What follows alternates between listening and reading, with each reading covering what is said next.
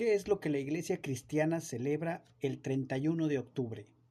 Bueno, la Iglesia cristiana el 31 de octubre celebra la Reforma, conocida como la Reforma Protestante.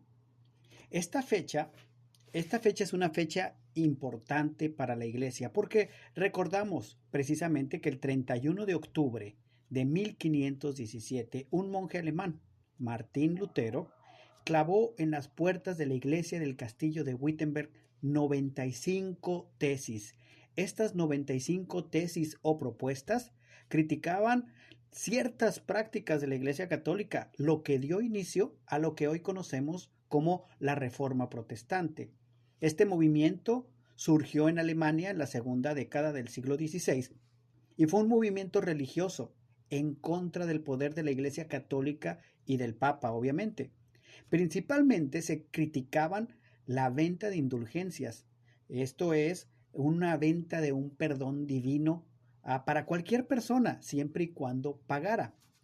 De hecho, se cuenta en la historia que uno de los vendedores de estas famosas indulgencias, uno de los representantes y promotores de las indulgencias, era John Tetzel, que acudía de pueblo en pueblo recaudando dinero para la construcción de la basílica en Roma, esto por orden del Papa León X, y en sus travesías, a donde llegaba de pueblo en pueblo, él llevaba documentos firmados por el Papa que eran perdones divinos, donde el Papa otorgaba el perdón dependiendo la cantidad de dinero, por un día, por una semana, por un mes y hasta por un año. ¿A quién?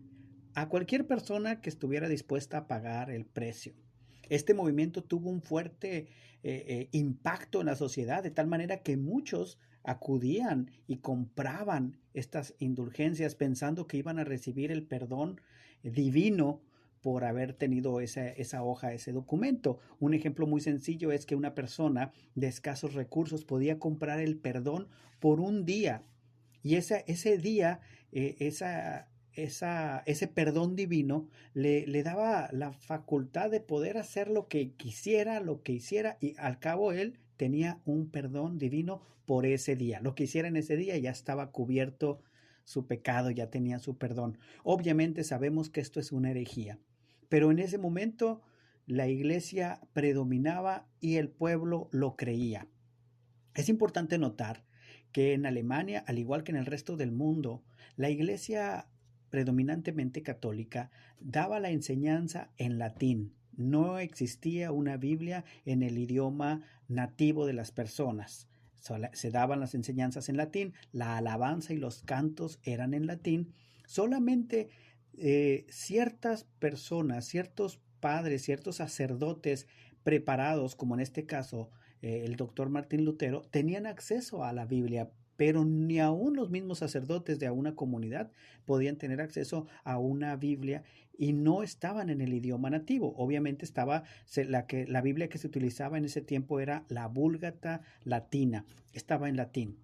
Entonces, esto dio lugar a un proceso de una ruptura que sacudió a la Iglesia Católica en el oeste de Europa y se extendió por el área de Europa, ¿no? Y permitió que aparecieran diferentes ramas de cristianismo que conocemos hoy. Bueno, entre esas, una de las principales ramas que salió de esta reforma fue precisamente el luteranismo o la Iglesia luterana, como la primer religión protestante. Pero surgieron más. Surgieron como principales movimientos de la reforma luterana en Alemania, obviamente, dirigida por Martín Lutero, pero también la reforma calvinista en Francia por Juan Calvino, y también Calvino huyó de Francia y se fue a Suiza llevando esta reforma. Y también la reforma anglicana, esto en Inglaterra, dirigida por Enrique VIII. Entonces vemos que esta reforma, que comenzó un 31 de octubre en 1517 con unas propuestas de unos temas muy interesantes en contra de la Iglesia Católica y del Papa, principalmente el tema central era la venta de indulgencias, en contra del perdón, esta venta de perdones divinos, surgió y revolucionó el país, no solamente de Alemania, sino revolucionó Europa, llevando a estos reformadores, Martín Lutero, Calvino, Enrique VIII, entre otros, a países claves como lo son Alemania, Francia, Suiza, Inglaterra, y de ahí se derivan más, ¿no? Ahora, ¿cuáles fueron las causas del surgimiento de esta reforma? Bueno, eh, una de las causas fue precisamente el abuso que cometía la Iglesia Católica. Cometían algunos abusos y los cambios de visión que tenía la Iglesia sobre el mundo, ¿no? El producto de los pensamientos que tenían sobre el Renacimiento y tratando de subyugar al pueblo.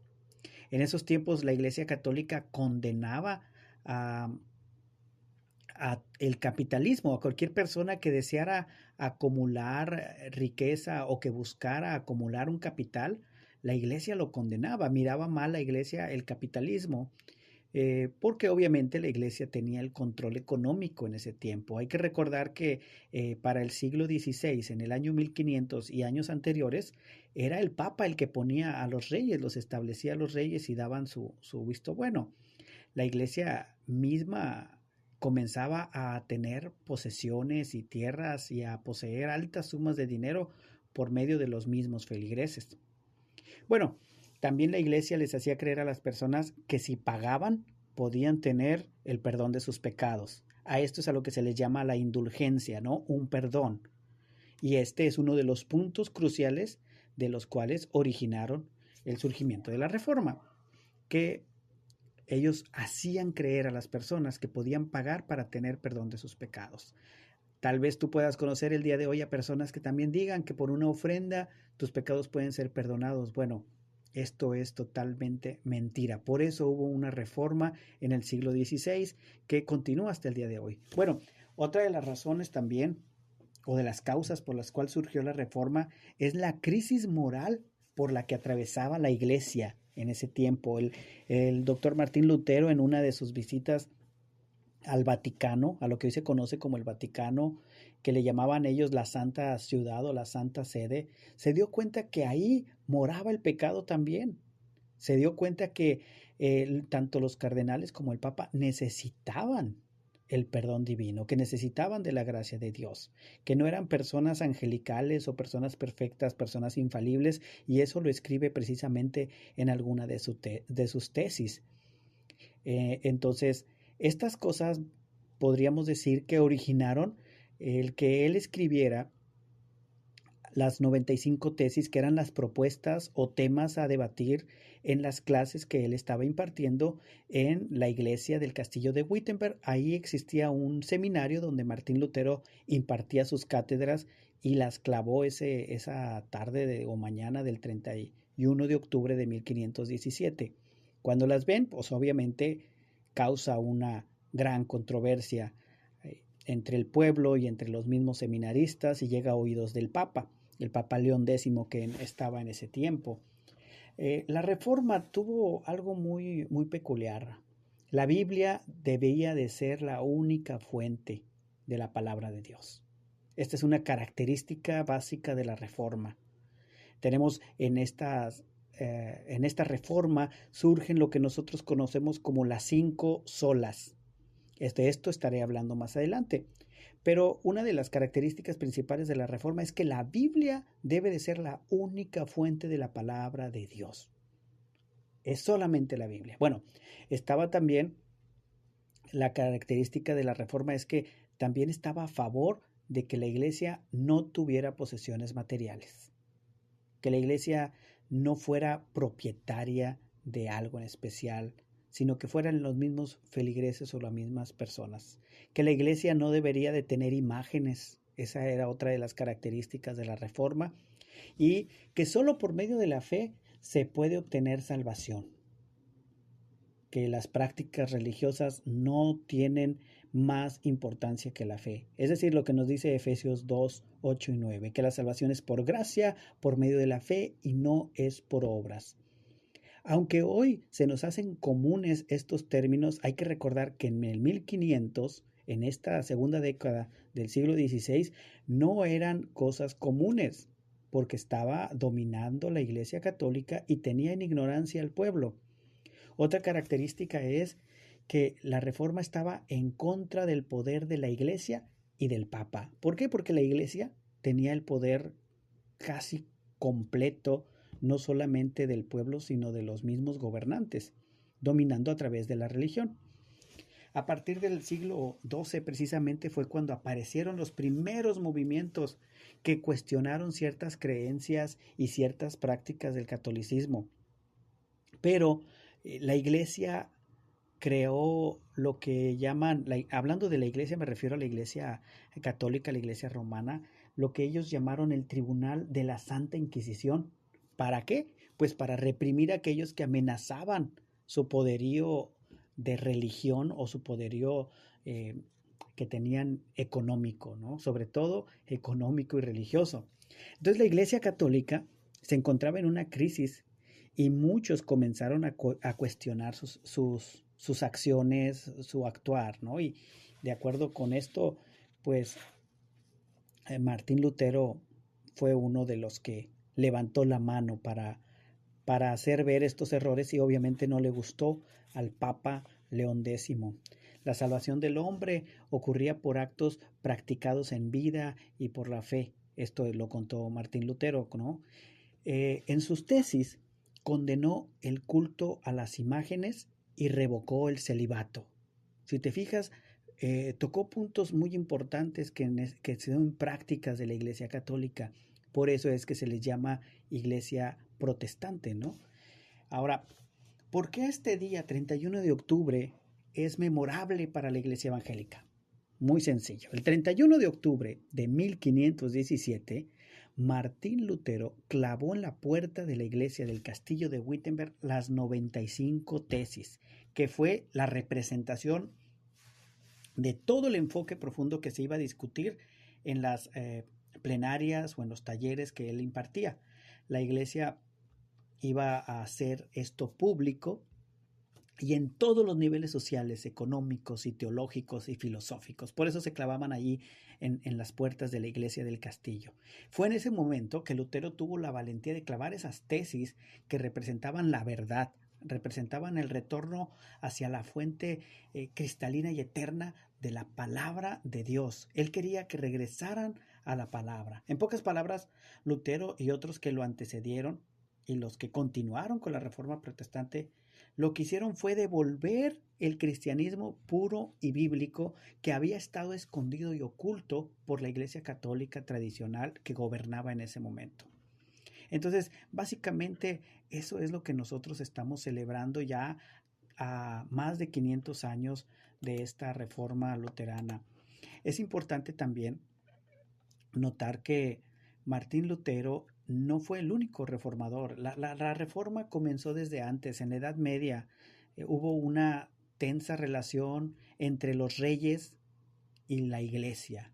La Iglesia Católica centralizaba el dominio espiritual sobre la población y el poder político, obviamente, pues los reyes, ¿no? Pero ahí influía la Iglesia. En el siglo XII aparecieron los primeros movimientos que cuestionaban estas creencias y prácticas del catolicismo.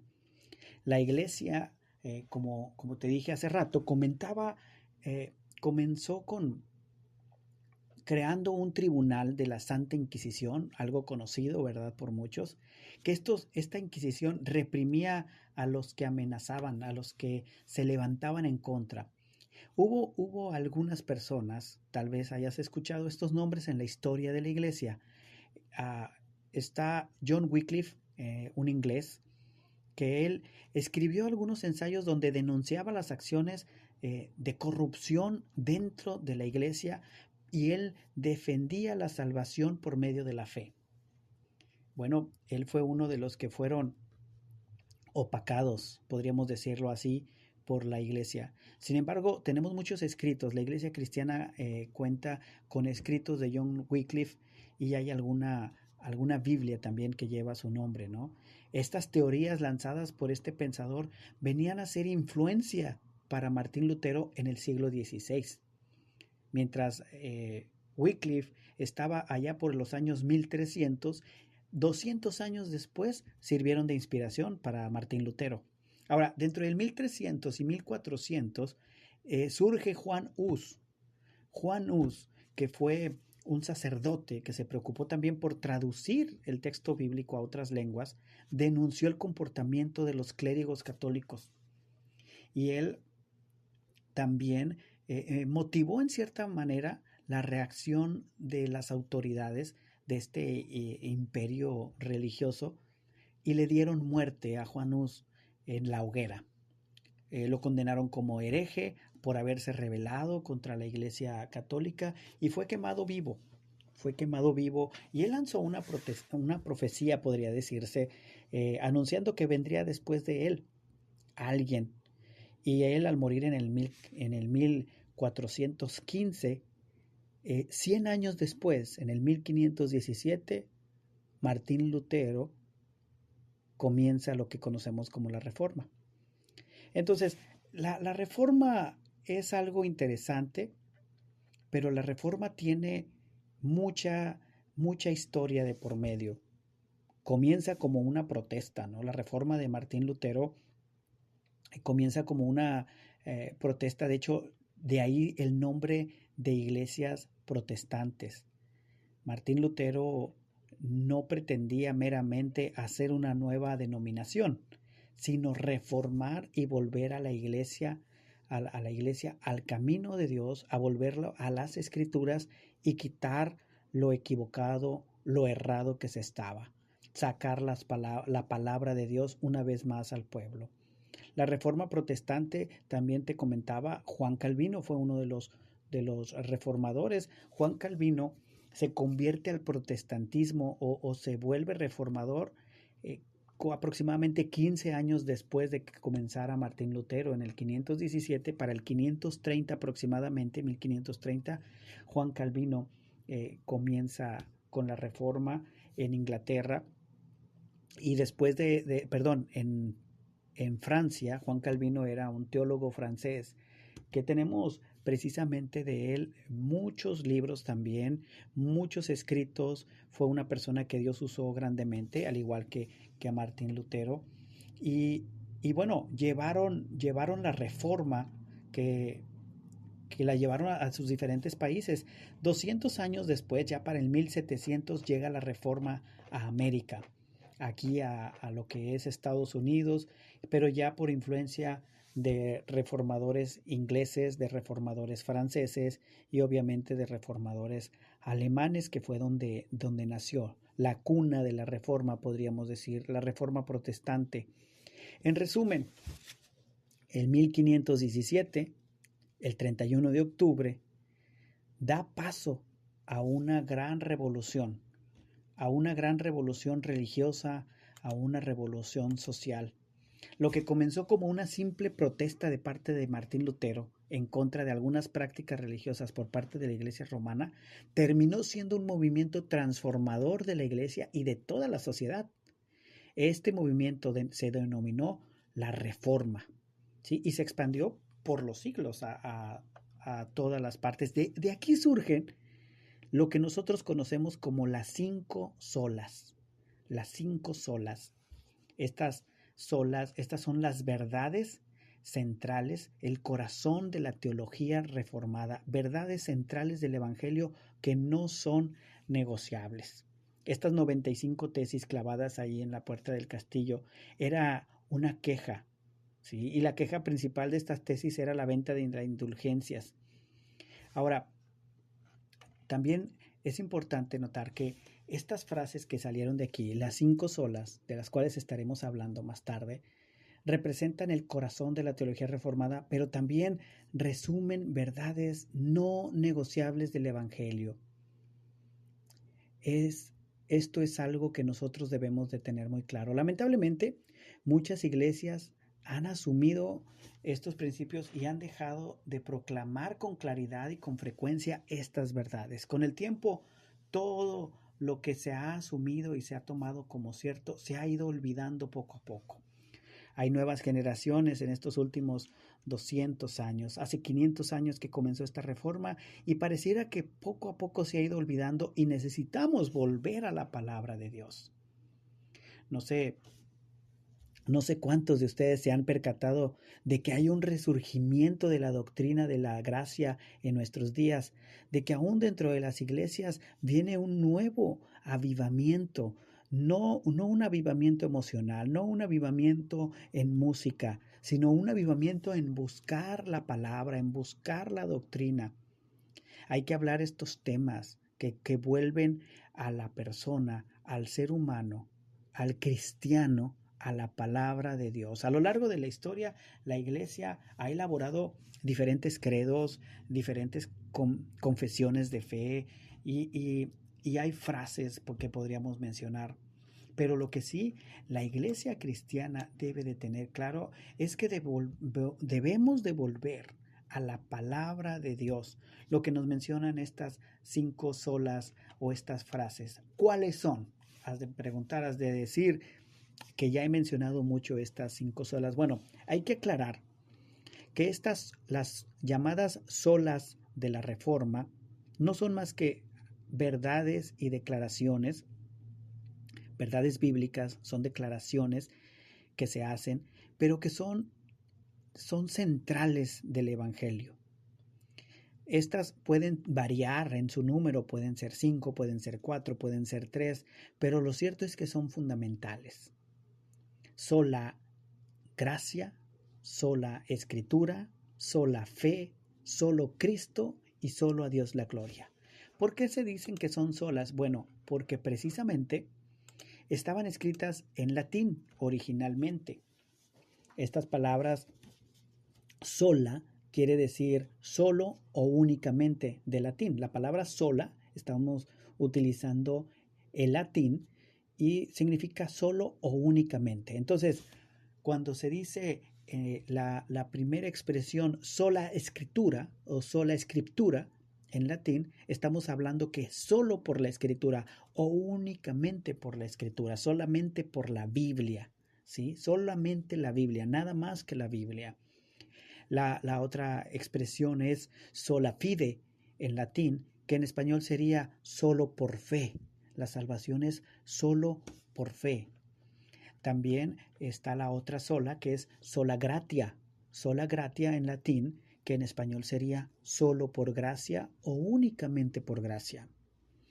La cuarta estaríamos hablando que es la cuarta sola sería solo Cristo o solo Cristo, que estaríamos diciendo solo por Cristo o únicamente a través de Cristo.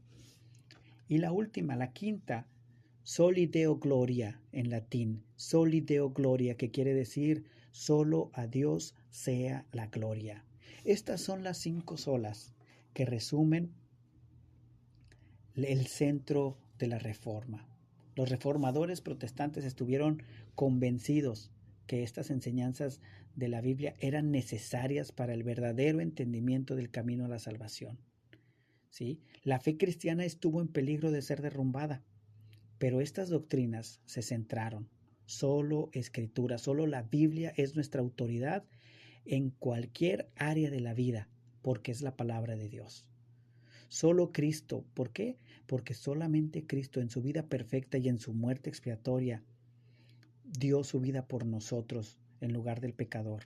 Es la base para que seamos aceptados con Dios. Solo gracia o sola gratia, que nos habla de que solo la gracia de Dios en Cristo y no por obras de mérito humano, no por obras para que nadie se gloríe.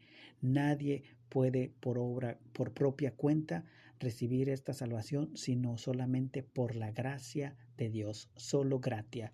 Solo fide, que solo por la fe es el medio por el cual tú y yo podemos recibir salvación. Solo por la fe es el medio por el cual los pecadores reciben y se apropian de esta gracia de Dios.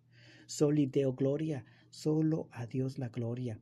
Esto quiere decir que solo a Dios le pertenece la gloria para salvar a los pecadores y por todo lo demás en esta vida y la que ha de venir. Estas son las 5 solas. Sola Escritura, solo Cristo, solo gratia, solo fide, soli Deo Gloria. Solo Escritura, solo gracia, solo fe, solo Cristo, solo a Dios la gloria. Dios te bendiga.